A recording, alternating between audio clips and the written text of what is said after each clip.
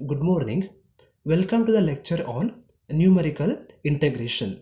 In the previous lecture, we learned how to solve the algebraic and transcendental equations by using Regla-Folsi method and Newton-Raphson method. So in this lecture, I am going to discuss briefly about solving the integral equations by using numerical integration without actually doing integration. So first we will see what is meant by numerical integration. So numerical integration is a technique. It's a process of finding approximate value of a definite integral I is equal to integration a to b y dx without actually integrating the actual equation. So here the interval a comma b is divided into n equal parts of width h is equal to b minus a by n. So to find the value h or width, we have to use this formula, that is b minus a divided by n, where a stands for lower limit and b stands for upper limit. So now we will see what is the range of x for the given interval for the width h is equal to b minus a divided by n. So actually here the range of x will be a to b. So we have to treat the lower limit will be x naught value and upper limit will be xn value. So how to find the in between values are nothing but x1 is given by x naught plus h, adding the initial value with the step size h.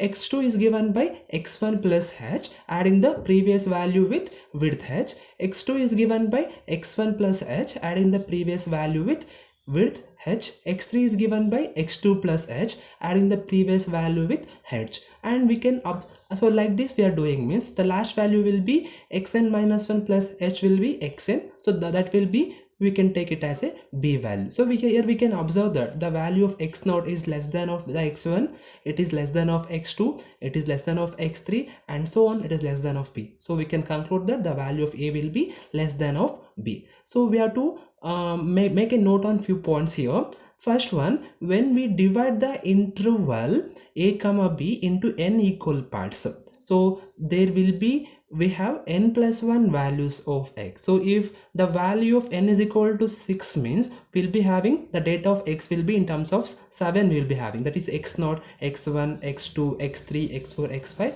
till x6 will be having. So we'll see what about y. So if y is in the n plus 1 in number, so is referred as an n plus 1 ordinate. So we can conclude that if there are n plus 1 ordinates, there must be n equal divisions or n equal parts. Say for example, if the problem they have given, like the problem having 7 ordinates means, so we have to take a n is equal to 6 or n is equal to 6 equal parts we can treat. So here actually we are going to discuss about three main concepts. The first one is Simpsons 1/3 rule. Second one is Simpsons 3/8 rule. Third one is Weddell's rule. So first we will see what is Simpsons 1/3 rule and what is the formula we have to use to estimate the value of the definite integral by using Simpsons 1/3 rule. The formula is like this: I is equal to integration a to b y dx is equal to h by 3. Here h stands for width of the h interval into y naught plus yn, initial value plus final value, plus 4 times of y1 plus y3 etc etc yn minus 1. So here we can observe that 4 is multiplied with only odd number value of the y data, plus 2 times of y2 plus y4 plus etc etc plus yn minus 2.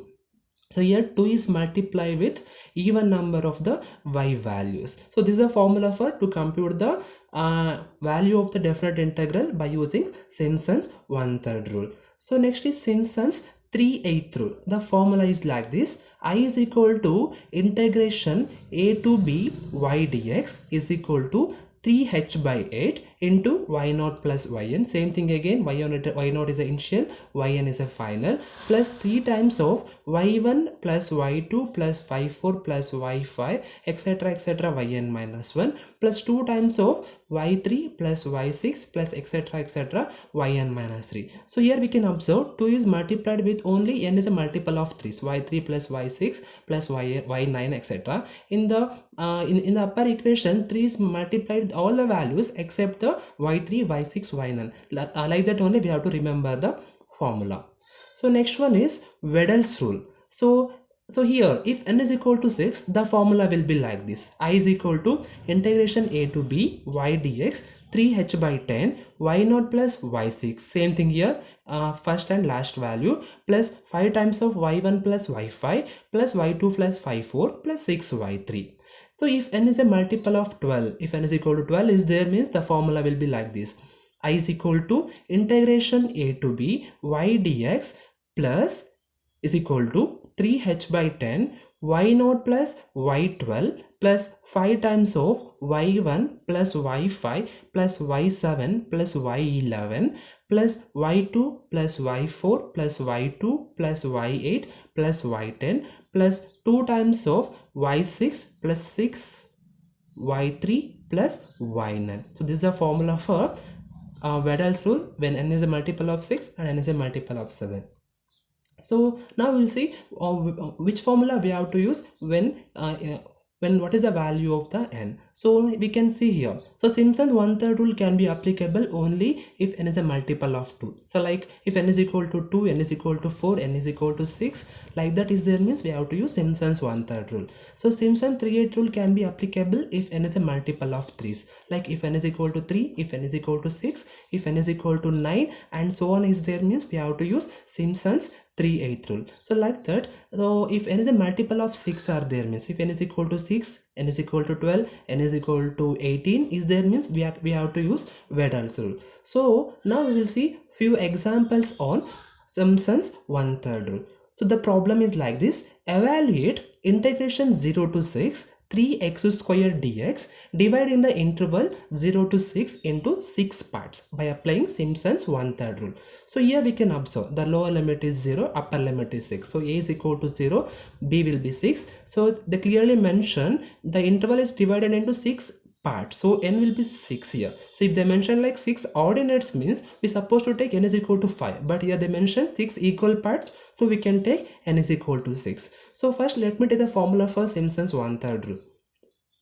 So now the first step is we have to find the value of h here actually. So they have given a is equal to 0, b is equal to 6 and n is equal to 6. So the formula is h is equal to b minus a divided by n. So 6 minus by 0 by 6, it implies h is equal to 6. So if h is equal to 6, so now the range of x is 0 to 6. So we have to estimate the values of x in the interval 0 to 6 with h is equal to 1. So we can get like this. So x will be, so initial value is 0. X1 is given by initial value plus width h, I got 1. 2 is given by, x2 is given by 1 plus width 1, I got 2. X3 is given by adding 2 with width 1, I got 3. 4 is given by previous value 3 plus width 1, I got 4. 5 is given by 4 plus 1, 5. 6 is given by previous 5 plus 1, 6. So this is the range of x. So 0 is the lower limit, 6 will be the upper limit. With the head h, I got it. So now make a tabular column with the x value and the function I obtained from the given equation. So here the integral is given like I is equal to integration 0 to 6 3x square dx. So the function y is equal to 3x square. So now I'm going to compute the values of y for the given values of x here. So if I replace x is equal to 0, I will get y is equal to 0. So we can treat that as a y node. So x is equal to 1, I got y is equal to 3, it will be y1. X is equal to 2, I got y is equal to 12, it is y2. At x is equal to 3, I got y is equal to 27, it is y3. At x is equal to 4, I got y is equal to 48, it is y4. At x is equal to 5, I got y is equal to 75, it is y5. At x is equal to 6, we got y is equal to 108 at y6. So the range of y is y0 to y6. Now take the Simpson's one-third rule formula till y6. So what is the formula we'll be having now? I is equal to h by 3 into y0.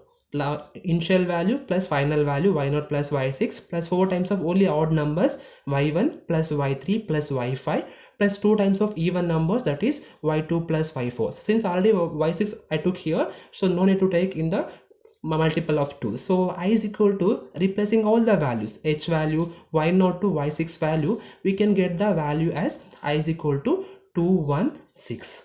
So in the next lecture I am going to discuss briefly about Simpson's one-third rule and Simpson's 3/8 rule with few more examples. Thank you.